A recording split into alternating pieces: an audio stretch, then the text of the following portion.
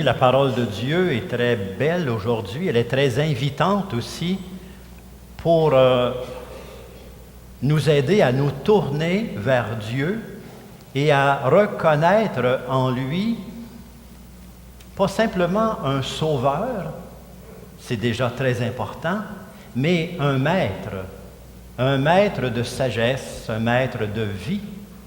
Venez à moi, vous tous qui ployez sous le fardeau, venez à moi, devenez mes disciples. Prenez sur vous mon joug qui est léger.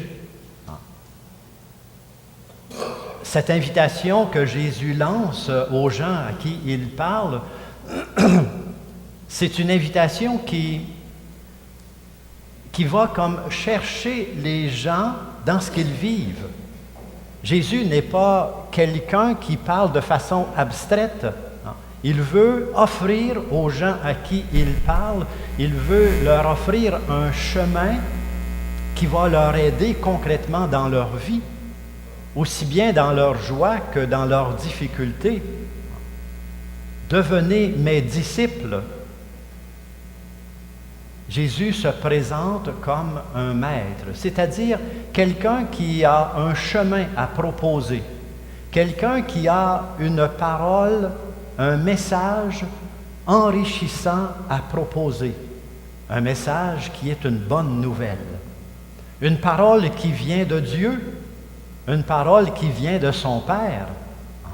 Je te loue, Père, je te loue, Père, parce que je vais puiser en toi le sens de ma mission. Jésus veut que les gens comprennent qu'il vient au nom du Père proposer ce chemin, proposer cette parole.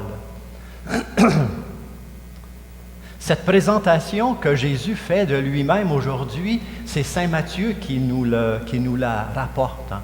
C'est puisé dans l'évangile de Matthieu. Je vous dis un petit mot de saint Matthieu parce que ça nous aide à comprendre ce que Jésus veut nous dire. Bon, on connaît le disciple, on connaît l'apôtre Matthieu, on connaît peut-être un petit peu moins l'évangéliste, c'est-à-dire celui qui a écrit l'évangile que l'on connaît.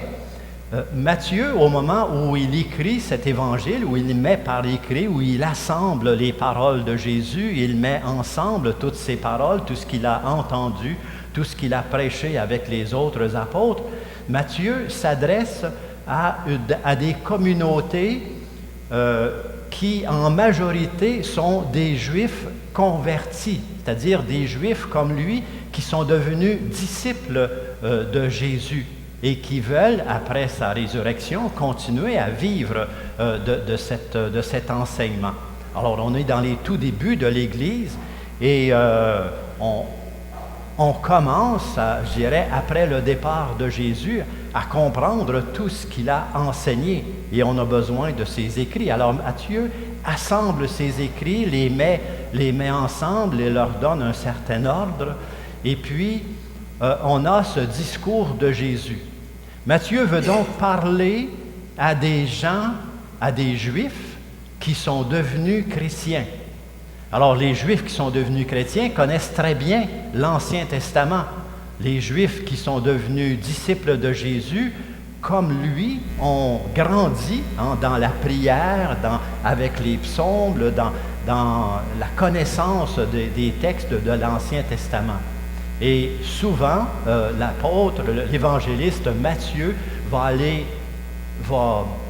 rapporter toutes les paroles dont Jésus s'est servi des paroles de l'Ancien Testament qui veulent aider les gens à comprendre qu'il vient pour accomplir la volonté de Dieu, qu'il vient pour accomplir, c'est-à-dire réaliser pleinement la promesse que Dieu a faite à son peuple, de lui envoyer quelqu'un qui va leur aider dans leur vie.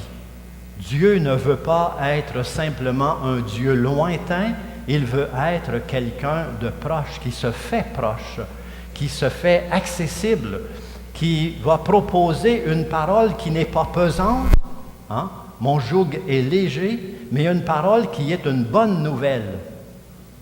Une parole qui est une bonne nouvelle.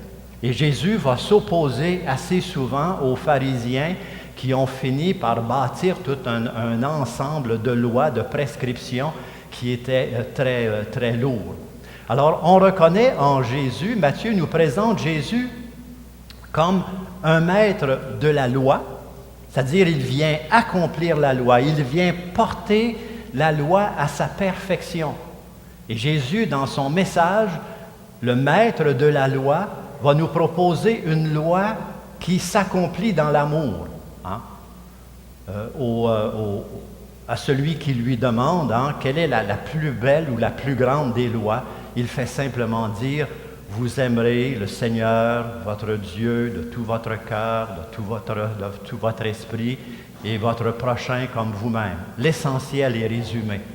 Jésus est maître de la loi et il porte à la perfection la loi de l'Ancien Testament dans la loi ou l'engagement d'amour qu'il nous propose. Jésus est aussi maître dans la parole, dans le message qu'il va proposer. Parce que sa parole, son message est une bonne nouvelle. Pourquoi que c'est une bonne nouvelle? Parce qu'il veut que ce chemin qu'il enseigne, il veut que cette parole qu'il propose soit une parole qui conduise à la vie et qui conduise au bonheur. Pas simplement un bonheur facile, mais un bonheur profondément qui vient prendre tout l'être humain. Venez à moi, vous tous qui peinez sous le poids du fardeau, et je vous proposerai une loi, un joug, un engagement, un chemin qui est bon à prendre, qui est une bonne nouvelle.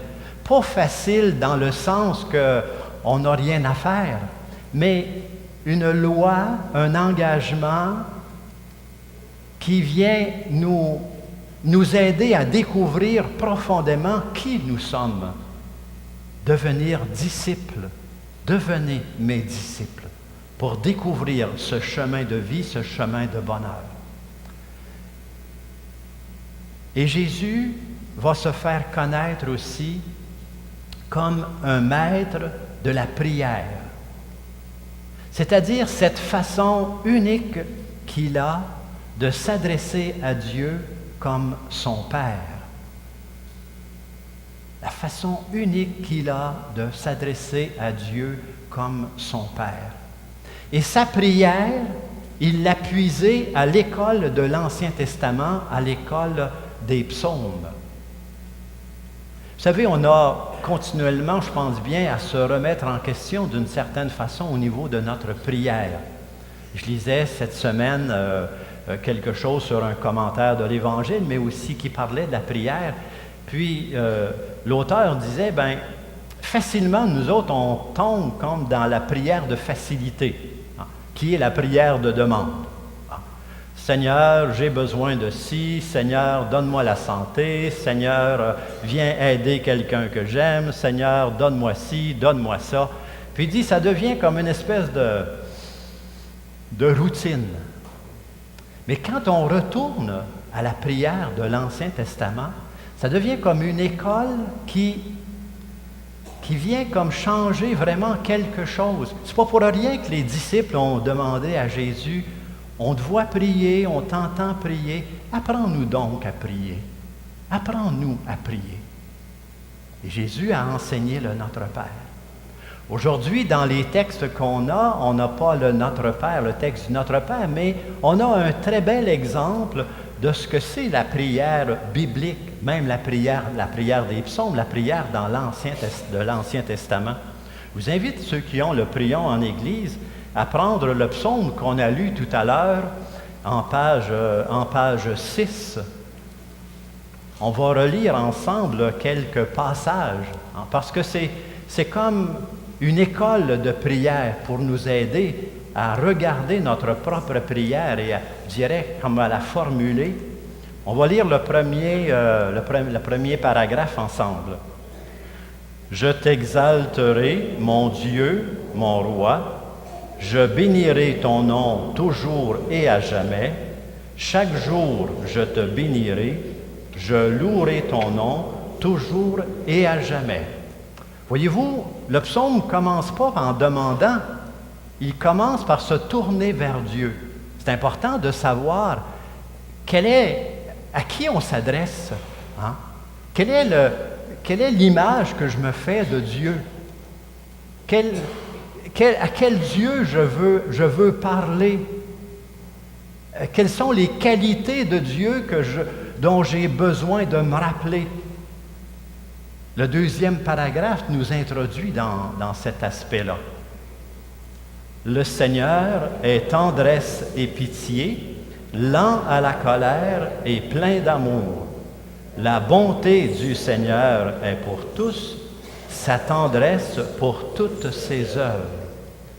Voyez-vous, ces deux petites phrases, je les ai mis à l'écran aujourd'hui pour nous les rappeler. La bonté du Seigneur est pour tous, sa tendresse pour toutes ses œuvres.